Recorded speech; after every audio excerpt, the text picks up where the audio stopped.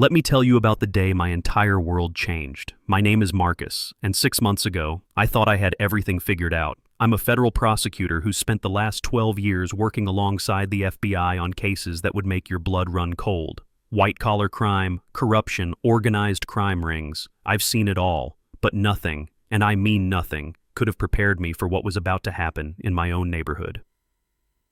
It was a Tuesday morning in late October. The autumn leaves were just starting to turn that deep crimson color that makes Northern Virginia so beautiful this time of year. I was standing in my driveway, coffee in hand, watching my wife Sarah back out to take our daughter Emma to school.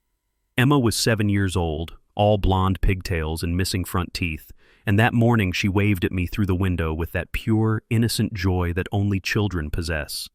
I waved back, completely unaware that this simple moment of domestic bliss was about to be destroyed. My house was in Sterling Oaks, one of those upscale planned communities where every lawn looks like it's been manicured by a team of perfectionists. The houses were colonial style, each one worth about $800,000, with their pristine white columns and black shutters. We'd moved in 3 years ago, right after my promotion. Sarah had fallen in love with the neighborhood pool, the walking trails, the sense of community. I'd been skeptical about the HOA fees. $350 a month seemed excessive, but she'd convinced me it was worth it for the amenities and the schools. That morning, as I turned to go back inside, I noticed something taped to my front door, a bright orange envelope, the kind that screams official business. My prosecutor instincts kicked in immediately. I knew what official correspondence looked like, and this had all the hallmarks of trouble. I set my coffee down on the porch railing and pulled the envelope off the door. Inside was a letter on Sterling Oaks HOA letterhead. The language was formal, cold, threatening.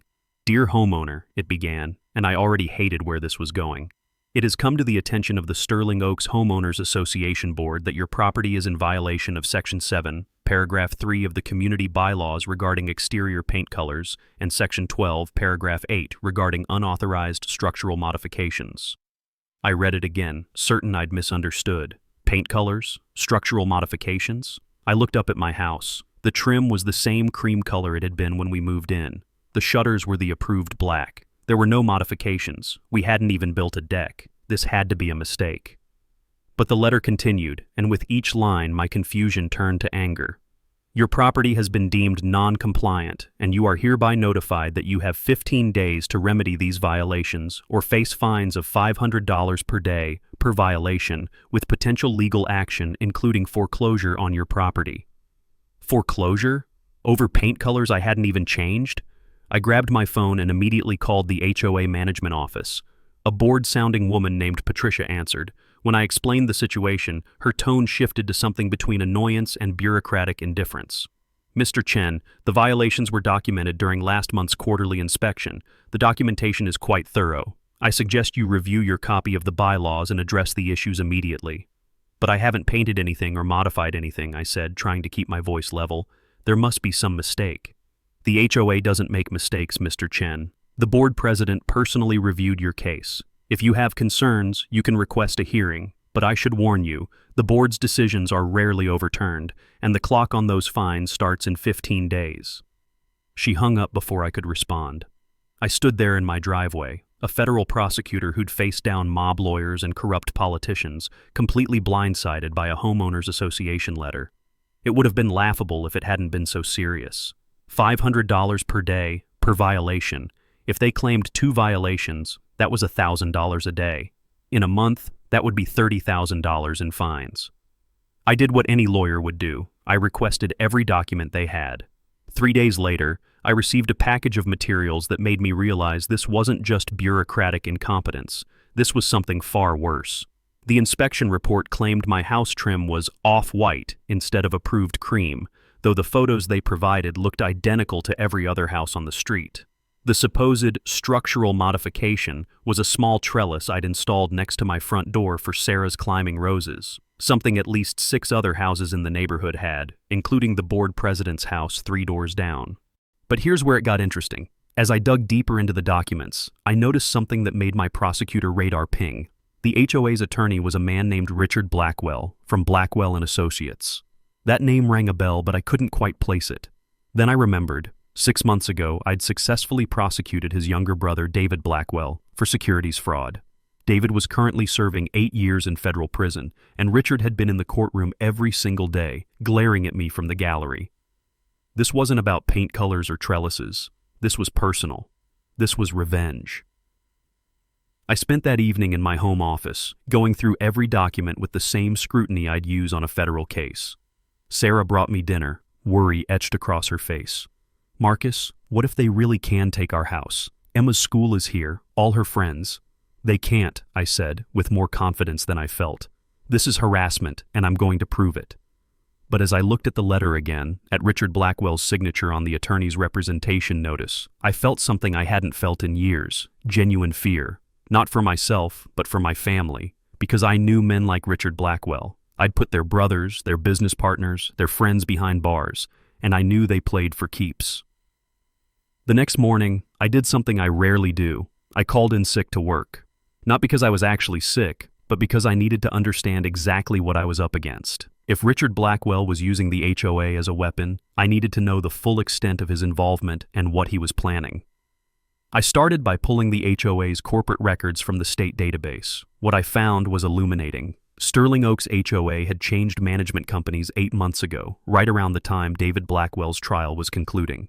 The new management company, Summit Property Services, had a registered agent who just happened to share office space with Blackwell and Associates. Coincidence? In my line of work, there's no such thing. I drove to the county courthouse and pulled every HOA case filed in the last year.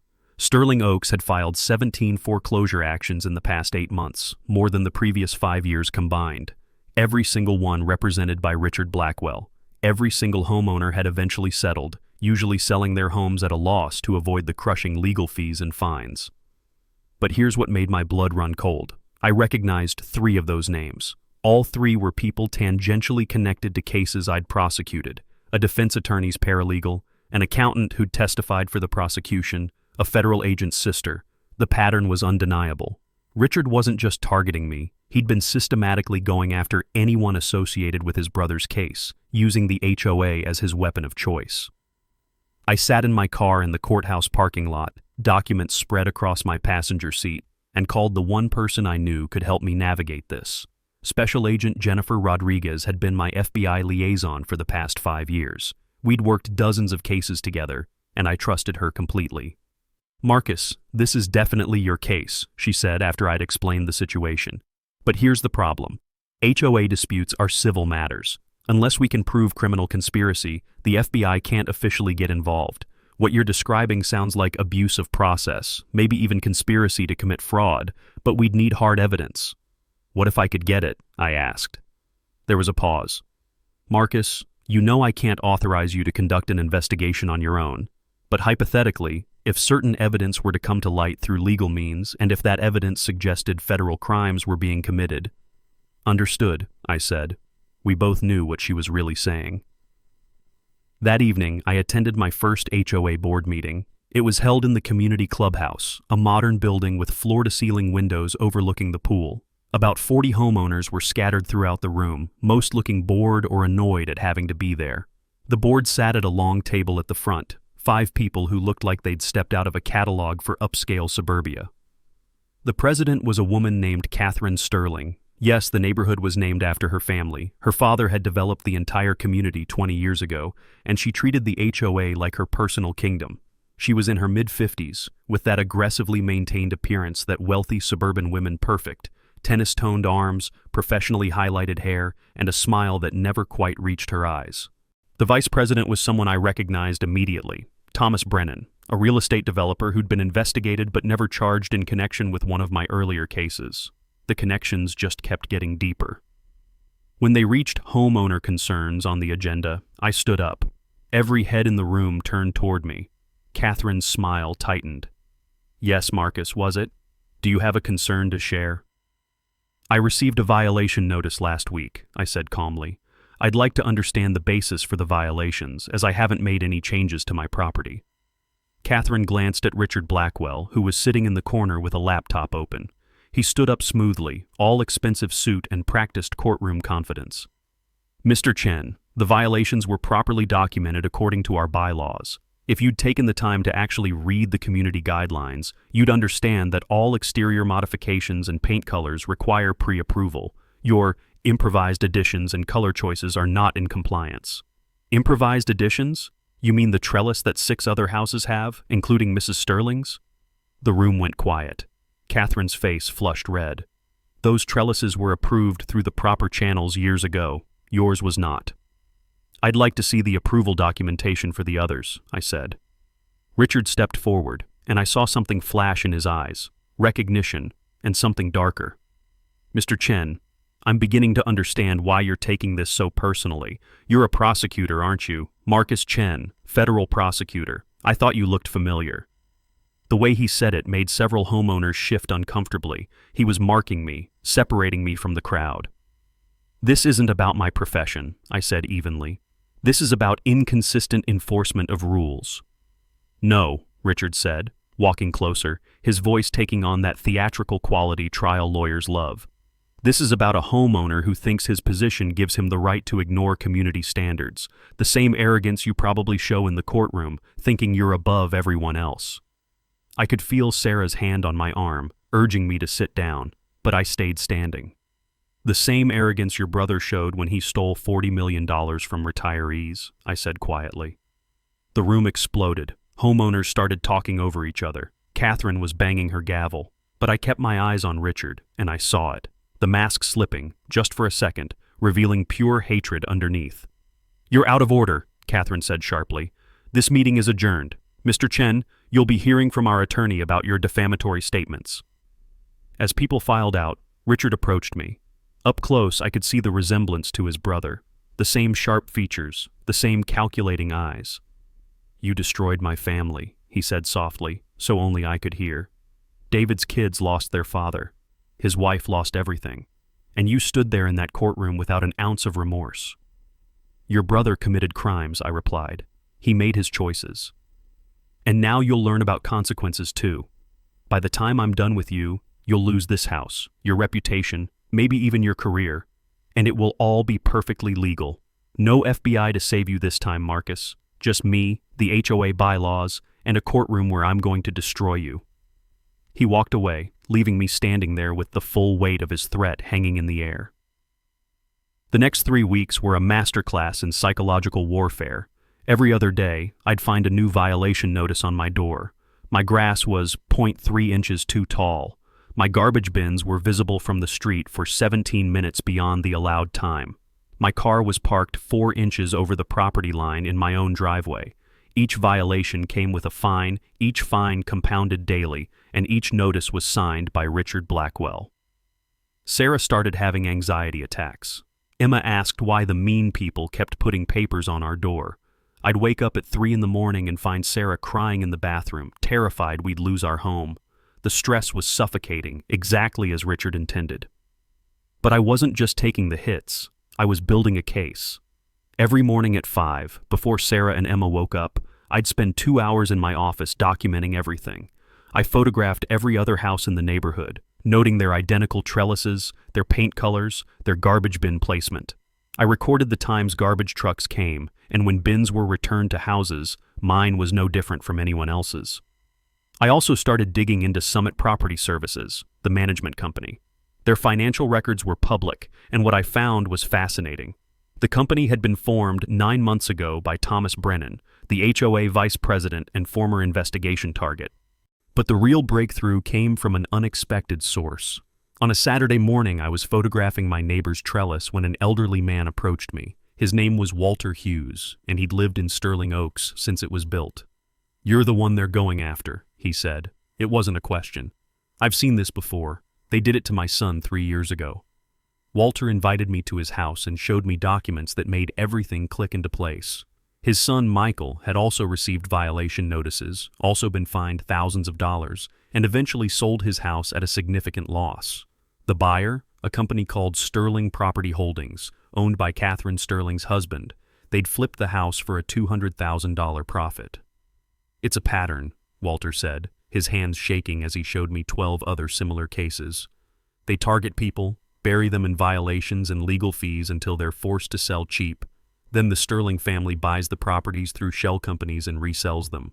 Richard Blackwell gets his legal fees, Summit Property Services gets their management fees, and everyone on the board gets a piece. Why didn't anyone report this? I asked. Who would believe us? They're lawyers, real estate developers, respectable people. We're just homeowners complaining about HOA fees. Michael tried to fight it, spent $40,000 on attorneys, and still lost. The courts don't care about HOA disputes. They just see it as neighbors arguing over paint colors. But I had something Walter's son didn't. I had federal law enforcement training, I understood how to build conspiracy cases, and I had connections. I spent that entire weekend documenting everything, creating spreadsheets showing the pattern of targeted foreclosures, property acquisitions by Sterling-connected companies, and the financial ties between all the players. Monday morning, I met Jennifer Rodriguez at a coffee shop in McLean, far from Sterling Oaks. I handed her a USB drive with everything I'd compiled. "Marcus, this is good," she said, scrolling through the data on her laptop. "This shows a clear pattern of conspiracy to commit wire fraud, mail fraud, and possibly RICO violations. But we still need direct evidence of coordination. Emails, recordings, financial transfers showing the conspiracy." "I can get that," I said. "How?" "The next board meeting is in 5 days. I'm going to request a formal hearing about my violations. Richard will be there, and he'll be arrogant. People like him always are. They think they're untouchable because they're using legal means. But I've been recording every interaction with the HOA, every phone call with Patricia, every conversation with board members. Virginia's a one-party consent state." Jennifer nodded slowly. "And if during that hearing specific statements were made that demonstrated coordination or intent to defraud, then you'd have everything you need for a federal investigation." The hearing was scheduled for Thursday evening. I spent the intervening days preparing like I was going to trial. Sarah thought I was obsessing, that I should just pay the fines and move on, but I couldn't explain to her that this was bigger than our house. Richard Blackwell and his crew were running a criminal enterprise disguised as an HOA, and they'd victimized dozens of families. My family just happened to be their latest target. Thursday evening came. The hearing was held in the same clubhouse, but this time it was just the board, Richard, myself, and Sarah. Catherine sat at the head of the table, looking like a judge preparing to deliver a death sentence. "Mr. Chen, you've requested this hearing to contest the violations levied against your property. Mr. Blackwell, would you present the HOA's case?" Richard stood, looking completely confident. He had poster-sized prints of my house, with circles and arrows pointing to supposed violations. "Ladies and gentlemen of the board, this is a straightforward case of a homeowner who believes rules don't apply to him. Despite multiple warnings, despite clear documentation, Mr. Chen has refused to comply with community standards." He went through each violation, making them sound like I'd committed architectural terrorism. When he finished, Catherine turned to me. "Mr. Chen, what is your defense?" I stood up, my phone in my pocket recording everything. "My defense is that these violations are fabricated, that the enforcement is selective and targeted, and that this entire process is being used as a weapon for personal revenge." Richard actually laughed. "Personal revenge? That's quite an accusation. Do you have any evidence of this conspiracy theory?" This was the moment. "I have evidence that every person on this board has a financial interest in forcing foreclosures. I have evidence that properties foreclosed upon are being purchased by companies owned by board members' families." This was the moment. "I have evidence that every person on this board has a financial interest in forcing foreclosures. I have evidence that properties foreclosed upon are being purchased by companies owned by board members' families. And I have evidence that you, Mr. Blackwell, are using this HOA to target people connected to your brother's case as revenge for his conviction." The room went silent. Catherine's face went pale. Thomas Brennan started to stand, then sat back down. But Richard smiled. "Those are very serious allegations, Mr. Chen. I hope you have a good attorney, because you're going to need one. Not only are you going to lose your house, but I'm going to personally sue you for defamation. And when I'm done with you, you won't have a house, a career, or a reputation left. You think you're tough because you're a federal prosecutor? You think you can threaten me?" He leaned forward, and I saw the rage he'd been holding back for months finally surface. "I know judges, I know real estate law inside and out, and I have unlimited resources to bury you. So here's what's going to happen. You're going to pay every single fine, you're going to sell this house at whatever price I decide, And you're going to learn that in the real world, outside your federal courthouse, you're nothing." "Is that a threat?" I asked calmly. "No, Mr. Chen, it's a promise." I left that hearing with exactly what I needed: Richard Blackwell's arrogance captured on recording, along with implicit admissions of the scheme. That night, I sent the recording to Jennifer along with all my documentation. Within 48 hours, the FBI opened an official investigation into Sterling Oaks HOA, Summit Property Services, and everyone connected to the conspiracy. But I couldn't tell Sarah yet. The FBI needed time to build their case, to subpoena financial records, to interview victims, to gather evidence that would stand up in federal court. Meanwhile, I had to continue playing the role of desperate homeowner. The fines continued to pile up. We were now up to $47,000 in alleged violations. Richard filed a foreclosure action in county court.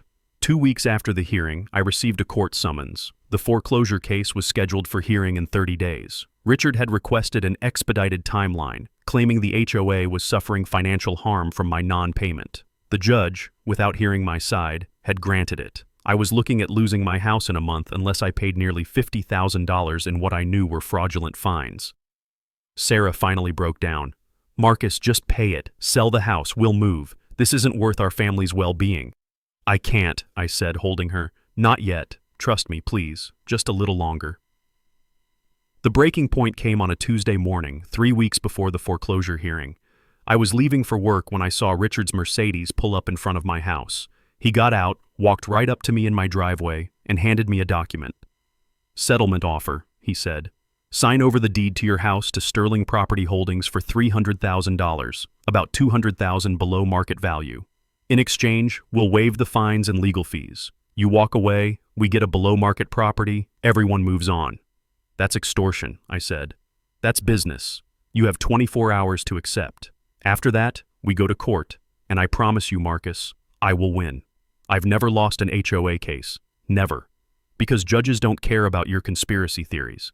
They see a homeowner who violated clearly written rules and refused to pay legitimate fines." He got back in his car, but before he drove away, he rolled down his window. "My brother's children write him letters every week from prison. Did you know that? They ask when Daddy's coming home. I read those letters. I see what you did to my family. So forgive me if I don't feel bad about taking your house." I watched him drive away, then immediately called Jennifer. "How close are you?" "We've got enough for warrants," she said. "Financial records show systematic fraud, wire transfers between board members and the management company, kickbacks from property sales. We've interviewed 8 victims who've testified about the scheme. We're ready to move, but Marcus, I need you to know that once we execute these warrants, your involvement will become public. Richard will know you were working with us."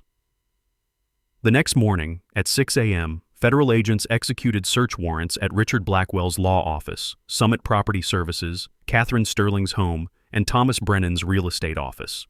The coordinated raids involved 40 agents and 3 different FBI field teams. I wasn't there. Jennifer had insisted I stay away to avoid any appearance of impropriety, but I watched the news coverage from my office downtown. The local news stations were covering it as a breaking story. "Marcus, there are FBI agents next door. They're at Catherine's house. The news is saying something about the HOA. Did you know about this?" "I'll explain everything when I get home," I said. "But Sarah, we're going to be okay. I promise." By noon, the story had exploded. It turned out Sterling Oaks wasn't Richard's only target. The FBI had uncovered similar schemes in 4 other HOAs in Northern Virginia, all connected to the same network of lawyers and property management companies. Conservative estimates put the total fraud at over $15 million, affecting more than 60 families who'd been forced to sell their homes under duress. Richard, Catherine, Thomas, and 3 others were arrested on federal charges, including conspiracy to commit wire fraud, mail fraud, extortion, and RICO violations. The story made national news because of the unusual nature of the crime. Using an HOA as a criminal enterprise was novel enough to attract attention from legal scholars and consumer protection advocates. That evening, my doorbell rang. I looked through the peephole and saw Walter Hughes standing there with about a dozen other neighbors. I opened the door cautiously. "We saw the news," Walter said. "We wanted to thank you. My son, and all these people. We lost our homes to these criminals, and nobody believed us when we tried to explain what was happening. You got justice for all of us." They'd brought food, flowers, cards, a spontaneous celebration from people who'd been victimized and finally seen their abusers held accountable. Sarah stood beside me, tears streaming down her face, finally understanding why I'd fought so hard.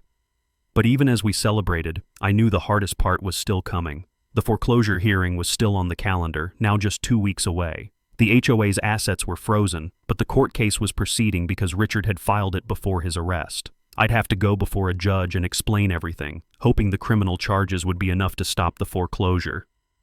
Jennifer called that night. "Marcus, there's something you need to know. Richard made bail, and according to our surveillance team, his first stop after leaving jail was his law office. He's not backing down from the foreclosure case. If anything, he's more determined now." "He's lost," I said. "He's been arrested. His scheme is exposed. Why keep fighting?" "Because men like Richard Blackwell don't know how to lose. He's going to come at you with everything he has left. Be careful." She was right to warn me. The next morning I received a motion from Richard's attorney, yes, he'd hired his own lawyer now, requesting that the foreclosure case proceed on its original timeline, arguing that the criminal charges were unrelated to the legitimate HOA violations, and that I still owed the fines regardless of the investigation. The motion was accompanied by a personal letter from Richard, delivered to my office. It was brief. "You haven't won yet, Marcus. I'll see you in court." The foreclosure hearing was set for 9 a.m. on a cold November morning. I'd spent the previous 2 weeks preparing more thoroughly than I'd prepared for any case in my career. Jennifer had provided FBI affidavits documenting the fraud scheme. I had testimony from 8 victims lined up if needed. I had financial records showing the kickback scheme. I had everything except certainty that the judge would care. Civil court judges handle hundreds of foreclosure cases. Most are straightforward. Homeowner stops paying mortgage or HOA fees, bank or HOA forecloses. Judges don't have time for elaborate conspiracy theories or federal investigations that haven't yet gone to trial. Richard was counting on that judicial fatigue, on a judge who'd just see unpaid fines and rule in the HOA's favor, despite everything else. I arrived at the courthouse at 8:30. Sarah was with me, along with Walter Hughes and several other neighbors who'd been victims of the scheme. Jennifer Rodriguez was there in her FBI capacity, though she couldn't testify. The investigation was ongoing. The local news had sent reporters, and I could see cameras outside the courtroom. At 8:45, Richard Blackwell arrived with his attorney, a silver-haired man named Gordon Matthews, who specialized in defending white-collar criminals. Richard looked composed, expensive suit perfectly tailored, but I could see the anger simmering underneath. He was out on $1 million bail, facing decades in federal prison, but he was still here, still fighting to take my house.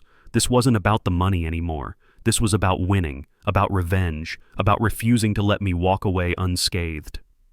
We were called into the courtroom. Judge Patricia Morrison presided. She was in her early 60s, known for being no-nonsense and efficient. She'd handled thousands of foreclosure cases and rarely showed emotion. This was exactly the kind of judge Richard wanted.